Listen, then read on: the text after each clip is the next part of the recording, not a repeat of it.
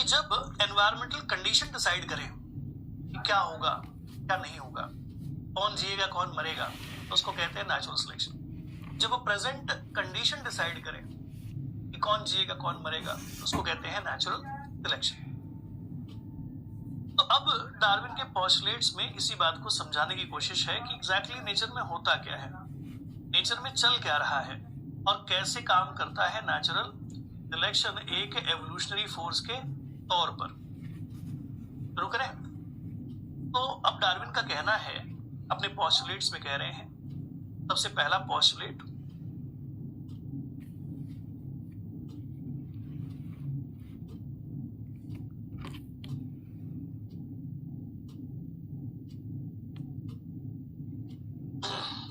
सबसे पहला पोस्टुलेट है over production. Over production. Over production वाले पोस्टुलेट के अंदर डार्विन क्या कहने की कोशिश कर रहे हैं, ध्यान से समझिए। ओवर प्रोडक्शन वाले इस पोस्टुलेट के अंदर डार्विन कहने की कोशिश कर रहे हैं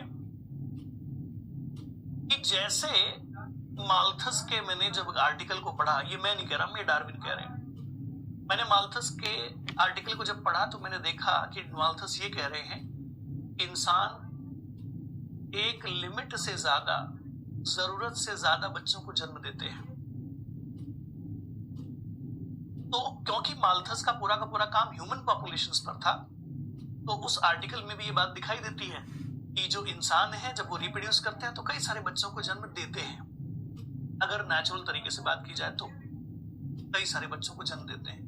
तो डार्विन ने ये सोचा कि ये बात तो सही है, क्योंकि नेचर में अगर मैं बाकी स्पीशीज को देखूं तो वो भी जब रिप्रोड्यूस करते हैं तो कई सारे बच्चों को जन्म देते हैं। कुछ ना कुछ वजह होगी। When any species will reproduce, they will produce many offsprings। ये सिचुएशन सबसे पहली बात है, सबसे पहला पोस्टुलेट ये है। इसको लिखते कैसे हैं? Like humans,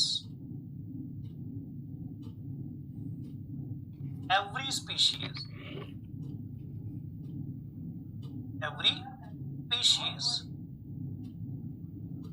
produces many offsprings,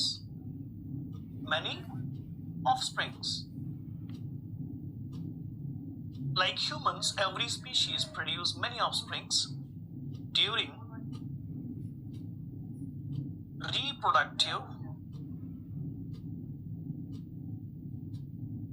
events। जब कभी भी वो रिप्रोडक्टिव इवेंट्स में होते हैं, on that time they reproduce many offspring। This is what the first postulate of Darwinism। अब क्वेश्चन बड़ा सिंपल सा है कि ऐसा क्यों? Why when any species reproduce they produce many offsprings? ऐसा करते क्यों है? क्या वजह है भाई? क्या तकलीफ है आपको? जब रिप्रोड्यूस कर रहे हो तो बहुत सारे बच्चों को जन्म क्यों दे रहे हो, है ना? तो इसके बारे में कहा क्या गया है?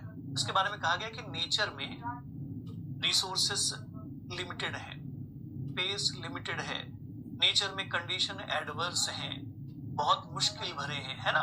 ये मुश्किल भरी हालातों में अगर किसी स्पीशीज ने एक दो बच्चों को जन्म दिया तो वो जिंदा रह जाएंगे, इसकी क्या गारंटी है? दो के दो सरवाइव कर जाएंगे, उसकी क्या गारंटी है? तो अब प्रोबेबिलिटी या पॉसिबिलिटी बढ़ाने के लिए कि कोई तो जिंदा बचेगा, जब कोई स्पीशीज रिप्रोड्यूस करता है तो बहुत सारे बच्चों को जन्म देता है। ये इसका पर्पस है, ये इसका एक्सप्लेनेशन हुआ कि क्यों नेचर में जब कोई स्पीशीज रिप्रोड्यूस करता है तो ज्यादा बच्चों को जन्म देता है। क्या पर्पस हुआ? क्योंकि नेचर के अंदर, क्योंकि एडवर्स कंडीशन है, क्योंकि कंपटीशन जैसे सिचुएशंस हैं, तो सारे लोग जिंदा रहेंगे जरूरी नहीं है। कुछ लोग जिंदा जरूर बच जाएंगे अगर ज्यादा नंबर में रिप्रोड्यूस किया जाए तो ये है सबसे पहला पोस्टुलेट। तो अब स्पीशीज के एवोल्यूशन का तरीका क्या है, इस बात को समझाने के लिए, नेचुरल सिलेक्शन काम करता कैसे, इस बात को समझाने के लिए सबसे पहला पोस्टुलेट डार्विन ने ये लिखा कि नेचर में देखा जाता है कि ज्यादातर स्पीशीज जब रिप्रोड्यूस करते हैं तो ज्यादा बच्चों को जन्म देते हैं, आगे बढ़ते हैं। अब जितने भी बच्चों का जन्म हुआ, क्या ये सारे के सारे बच्चे जिंदा रहेंगे? शायद नहीं। कुछ एग्जाम्पल लेकर के बात कर लूं, जैसे कि मैं अगर किसी इंसेक्ट का एग्जाम्पल लूं, कोई इंसेक्ट जब रिप्रोड्यूस करेगा तो क्या एक या दो अंडे देगा? जी नहीं, हो सकता है वो कई सारे एग्स प्रोड्यूस करे, कई सारे एग्स प्रोड्यूस करे, है ना। अगर एक ऑयस्टर की बात करोगे, एक बैक्टीरिया की बात करोगे, तो हर स्पीशीज जब रिप्रोड्यूस करेगा तो बहुत सारे बच्चों को, है ना। ऐसा कहते हैं कि जो ऑयस्टर होता है, जब ये रिप्रोड्यूस करते हैं तो ये मिलियंस ऑफ एग्स देते हैं, मिलियंस ऑफ एग्स। ये तो कुछ एग्जाम्पल में दे रहा हूं ना, जो सपोर्टिंग एग्जाम्पल हो सकते हैं। सिमिलरली अगर कोई ट्री ले लो, ट्री जब ये रिप्रोड्यूस करेगा तो मैनी सीड्स बनाएगा, कई सारे सीड्स बनाएगा, है ना, बहुत सारे सीड्स बनाएगा। ये एग्जाम्पल देख लो ना, आपको भरोसा नहीं हो रहा है तो एग्जाम्पल देखो, आपको समझ में आएगा कि जो मैं कह रहा हूं सही है। ये कौन कह रहा है? डार्विन, है ना। तो बहुत ज्यादा नंबर में इंडिविजुअल रिप्रोड्यूस करते हैं, हो गई सबसे पहली बात। फिर आती है दूसरी बात। दूसरी बात क्या है? दूसरी बात है struggle, struggle for existence, struggle for existence. What do you mean by struggle for existence? Struggle for existence से हमारा मतलब है कि नेचर के अंदर क्या प्रेजेंट है? स्ट्रगल प्रेजेंट है। नेचर के अंदर कंपटीशन प्रेजेंट है। नेचर के अंदर स्पेस लिमिटेड है, रिसोर्सेस लिमिटेड है, सब कुछ लिमिटेड है, ठीक है। तो अब होता यह है कि अगर बहुत कम बच्चों को जन्म देंगे तो हो सकता है सारे मर जाए, ज्यादा बच्चों को जन्म देंगे तो हो सकता है नेचर में जितने भी अलग अलग स्ट्रगल हैं इनसे जीतता हुआ कोई एक इंडिविजुअल तो बचेगा, और अगर एक भी बचेगा तो काम हो गया, जो जीन पूल है वो आगे पास हो गई। यही तो चाहिए था, यही तो मेन मुद्दा था। तो स्ट्रगल फॉर एग्जिस्टेंस, जी हाँ। स्ट्रगल का मतलब बड़ा सिंपल सा हुआ कि नेचर में कंडीशन फेवरेबल नहीं है। कई प्रकार के स्ट्रगल हैं, जीवन में बहुत दुख है, हर प्रकार की तकलीफें हैं। तो स्ट्रगल कौन कौन से प्रकार के हो सकते हैं? हो सकता है इंट्रा पैसिफिक स्ट्रगल हो सकता है क्या हो? इंट्रा पैसिफिक स्ट्रगल हो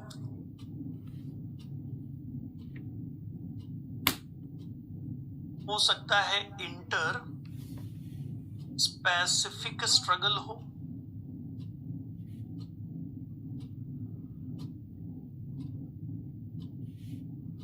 और एक है एनवायरमेंटल स्ट्रगल।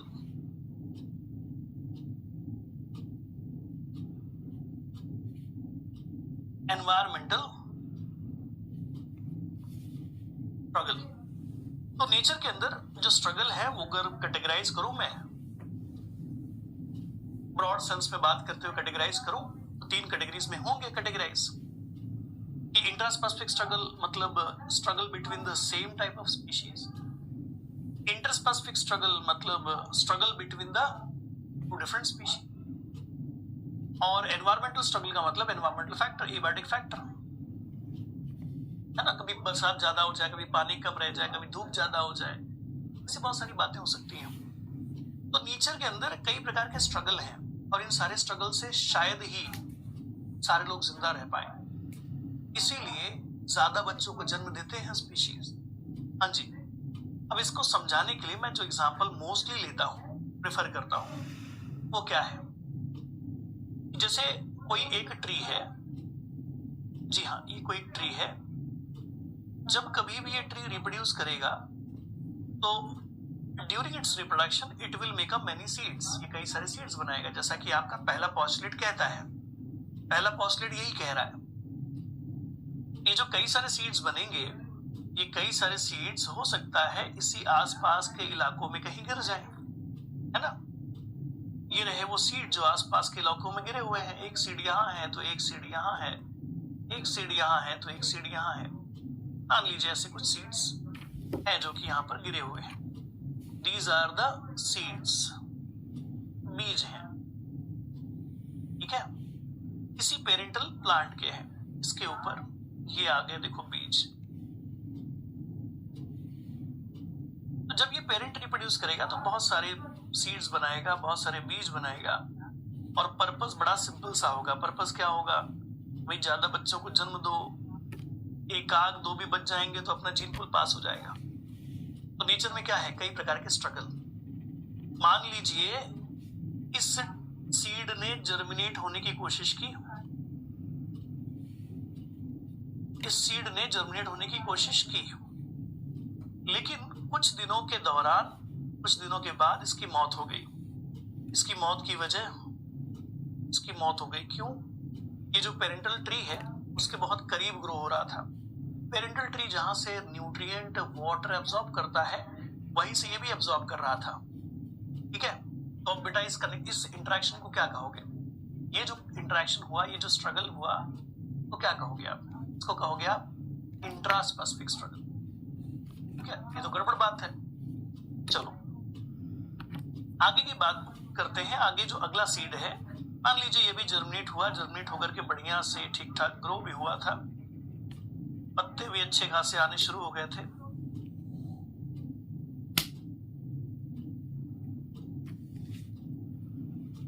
और जब ये ग्रो हो रहा था उसी दौरान एक हर्बीवोर आया, इसको खा गया।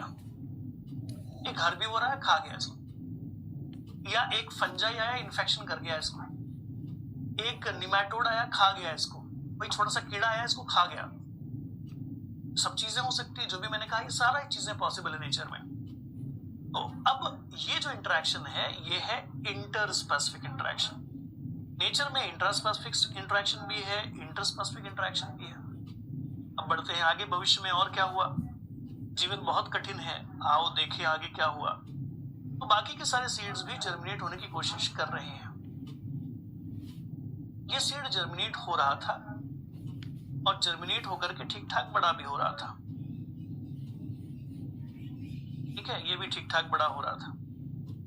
लेकिन हुआ ये कि इन इलाकों में जो मौसम हुआ वो काफी ड्राई हो गया, सूख गया, इलाका काफी ज्यादा ड्राई हो गया। कोई सीजन आया और सीजन में ड्राइनेस की वजह से ये पौधों की मौत हो गई। ये बेचारे आगे ग्रो ही नहीं कर पाए, क्योंकि जहां ये ग्रो हो रहे थे वहां पानी बहुत ही कम था। लेकिन अब इन्हीं इलाकों में एक पौधा है जो मिनिमम कंडीशंस थी तो भी कोशिश कर रहा है जिंदा रह पाने की, और जिंदा भी रह रहा है, अपनी लाइफ साइकिल की पूरी करने की कोशिश भी कर रहा है, और फाइनली रिप्रोड्यूस भी कर लेता है, और समय के साथ धीरे धीरे बड़ा हो जाता है, और बड़ा होकर के एक दूसरे पेड़ में तब्दील हो जाता है। धीरे धीरे यही फिर एक बड़े ट्री में तब्दील हो गया, और अब इसके रिप्रोडक्शन की बारी आ गई, है ना। बड़ी बेसिक सी बात हुई बेटा समझने के लिए। ये तो कि आपने देखा, ये था पेरेंटल ट्री। ये कौन था? Parental tree. और ये है उसका ऑफस्प्रिंग। ये कौन है? Offspring tree. लेकिन आपने ये नोटिस किया कि जितने लोगों को जन्म मिला वो सारे के सारे जिंदा नहीं बचे, सारे जिंदा नहीं बचे। और क्योंकि सारे जिंदा नहीं बचे तो फिर ये जिंदा बचा, है ना। अच्छा, ये जो जिंदा बचा है ये क्यों जिंदा बचा? क्या खास बात है इसमें? क्या स्पेशल है भाई? के पास ऐसी क्या खास बात है? तो डार्विन कहते हैं कि ये जो इंडिविजुअल जिंदा बच गया है, ये जो प्लांट जिंदा बच गया है और ट्री में तब्दील हो गया है, बाकी सबकी मौत हो गई है, ये है सबसे फिटेस्ट वन। ये सबसे फिटेस्ट था इसलिए जिंदा बच गया। और ये जिनकी मौत हो गई, they are not fittest one. ये फिटेस्ट लोग नहीं थे। फिटेस्ट लोग का मतलब है कि किसी प्रकार की इनमें कमी खामी थी, और ये जो कमी खामी थी ये क्या थी पता तो नहीं है, लेकिन फिट नहीं थे ये। वे जिंदा नहीं बचे, और जो जिंदा रह गया वो फिटेस्ट है। यही कहने की कोशिश है इसकी, डार्विन की। तो नेचर में हमेशा यही होता है, यही होगा, हमेशा ऐसा ही देखने को मिलेगा, हर स्पीशीज के साथ यही होता है। अब क्योंकि ये सरवाइव कर गया है, ये जिंदा रह गया क्योंकि ये फिटेस्ट था, तो अब ये रिप्रोड्यूस करेगा। क्या करेगा? रिप्रोड्यूस करेगा, और रिप्रोड्यूस करेगा तो अपने जैसे कई सारे लोगों को बनाएगा, है ना। नेक्स्ट जनरेशन को प्रोड्यूस करेगा, और ये जो नेक्स्ट जनरेशन होगी, जी हाँ, ये नेक्स्ट जनरेशन, उसके अंदर जो भी यूनिकनेस होगी, जो भी जेनेटिक कैरेक्टर होगा, वो किसका होगा? उसके पेरेंट के। अगली जनरेशन जो आएगी वो सब किसके जैसी होगी? नेक्स्ट जनरेशन जो होगी वो किसके जैसी होगी बेटा? नेक्स्ट जनरेशन होगी जो ये जिंदा ट्री है उसी की जैसी। जो जीन पूल होगा वो किसका होगा? इस सर्वाइव्ड ट्री का।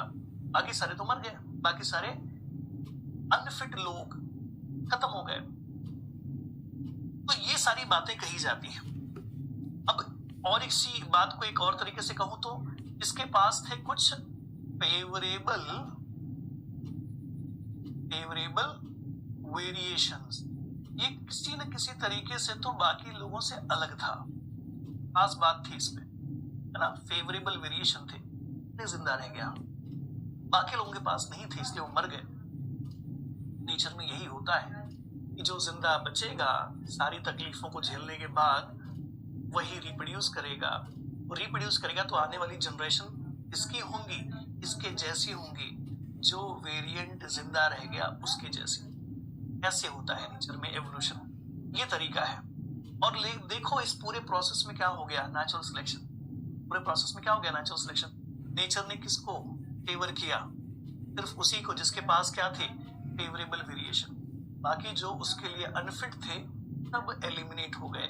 ये है नेचुरल सिलेक्शन, ऐसे काम करता है नेचुरल सिलेक्शन, ठीक है। तो लीजिए फाइनली क्या हो गया इस पूरे इवेंट में।